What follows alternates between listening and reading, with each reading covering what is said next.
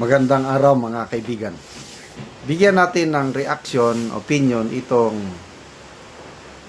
article published sa GMA News Online, pahayag ni Ombudsman Boying Rimulya tungkol sa recommendation ng ICI. 8 kongresista ang nirekomenda na kasuhan. Ang tanong, kasama ba dyan si Martin Romualdez? Yan ang tanong eh. To, Ombudsman, ICI wants charges versus 8 salons over flood control anomalies. Yan. The Independent Commission for Infrastructure, ICI, has recommended the filing of criminal charges against 8 members of the House of Representatives in connection with the anomalous flood control projects, Ombudsman Jesus Crispin Rimulya said Friday. Rimulya announced this on the second day of the ICI's turnover of documents on its flood control mess probe at the office of the Ombudsman in Quezon City. Sabi niya, sa Congress, 8 lang, 8 lang ang nirekomendang kasuhan. 13 House members attended the hearings, but they only suggested 8 to be prosecuted. So, tinignan ko dito sa article, kasama ba si Martin Romualdez?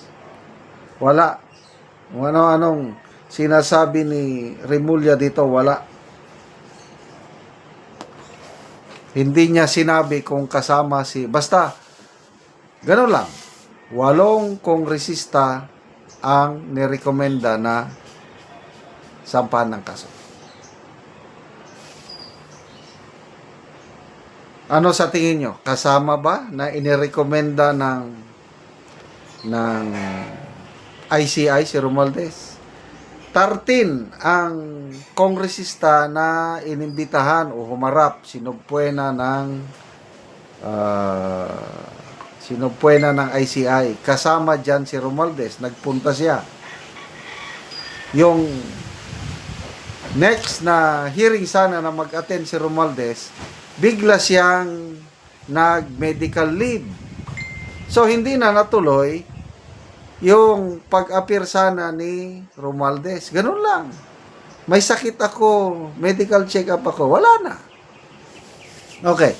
So, kung ako ang yung tatanungin, sa tingin ko wala. Ligtas si Romualdez. Kahit nga sa Blue Ribbon Committee, sinasabi na ni Senator Ping Lacson, mahina ang ating ebidensya laban kay Romualdez. So, wala na talaga.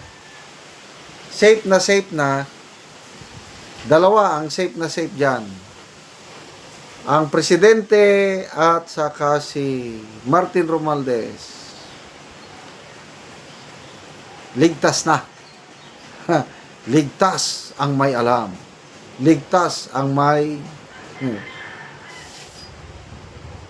Saldico, I don't know kung nirekomenda ng dahil hindi naman nila napatawag si Saldico itong ICI. But Saldico, nandun na, may warrant of arrest na.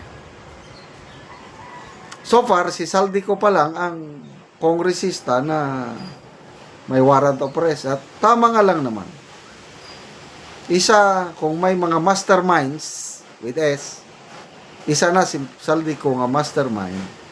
Kaya lang, hindi niya magawa yung ginawa niya kung wala siyang kasama, walang basbas ng nakakataas. Kaya ngayong affidavit ng mga 18 Marines, importante kasi nag-deliver sila, kasama nila si Saldico, nag-deliver, allegedly sa bahay mismo ng presidente, 2 beses.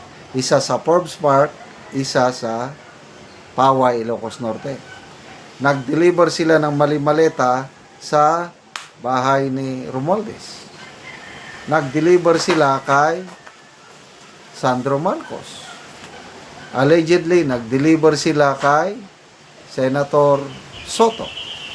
And then, dami pang mga diniliberan, mga kongresista.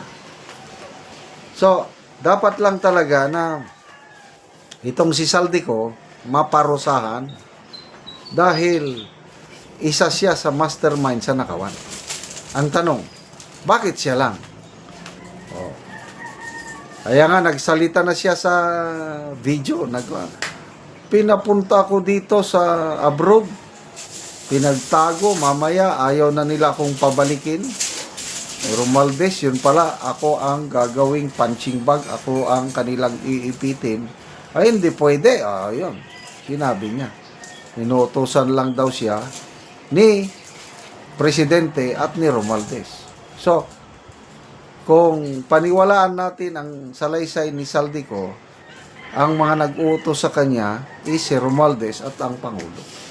Kaya lang, ang mga nag-iimbestiga, wala na. ICI, ano lang yan, pakitang tao lang yan. Ombudsman, I'm sorry to say, personal opinion ko lang ito. Kahit sinasabi ni Ombudsman Remulla na patas sila, wala nang patas-patas. We were not born yesterday. Anong patas? Lacson, sabi niya na ang hearing sa Blue Ribbon dapat ilabas ang katotohanan, hindi ang kasinungalingan. Correct! Bakit ayaw niyang tawagin yung 18? Para malaman kung sino ang nagsisinungaling, sino ang nagsasabi ng katotohanan. The only way, ang isang witness, ma-test mo ang credibility niya is through cross-examination. Ang ginagawa ni Senator Lacson, walang cross-examination, on his own, may conclusion na hindi credible ang mga 18 Marines. Ano ba yun? Excuse me. Naging judge na siya kaagad eh. Investigator at the same time judge. And wala na tayong magagawa sa ganong istanya. But tayo mga taong bayan, tayo na po ang maghusga po sa kanila. Kung ano ba itong ginagawa nila, para ba sa taong bayan o para sa pinoproteksyonan.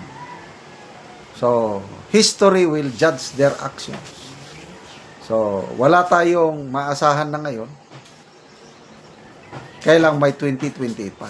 Kaya magtulungan po tayo, panalunin natin si BP Sara para siguradong may mapanagot sa 2028 and beyond. Salamat mga kaibigan sa inyong pagsubaybay sa ating channel. Nakakatulong kayo ng malaki sa tribong Talandig ng Bukidnon dahil ang sweldo natin sa channel na ito is pantulong sa tribo. Namimigay tayo ng libreng yero at pako para makapagpatayo sila ng mas maayos na tirahan. Panoorin yung video na ito. Ano ni ang natagaan na mong ugsin? Ate.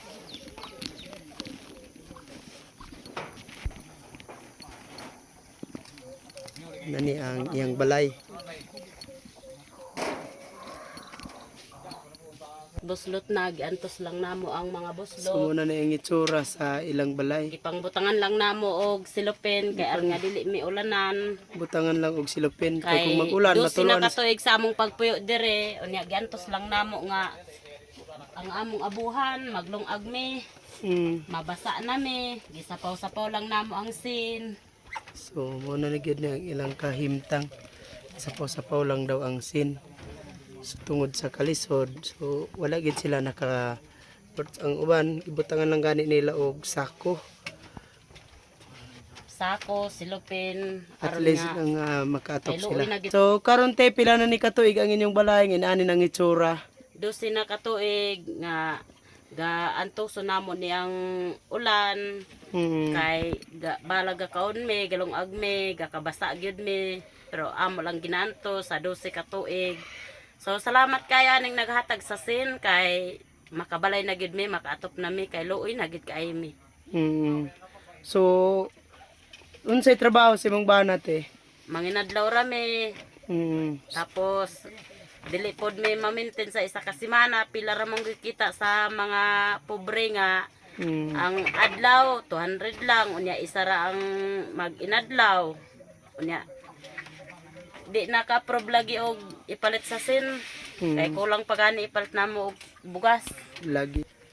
Salamat kayo sa Ginoo nga manginaot me nga magpadayon kining inyong paginabang sa mua. Say, nagampo gyud mi nga kaluyan gyud mi. So karon nagpasalamat mi sa inyo ha nga gitagaan mi ninugsen, maayo na gid ang among balay, makatop na mi, makuha na ni ang mga buslot. Gipangbutangan lang og silupin, sako. Mabasa na mi kung ulan. Luoy na gid kayo mi, salamat kayo. Salamat pod kaayo.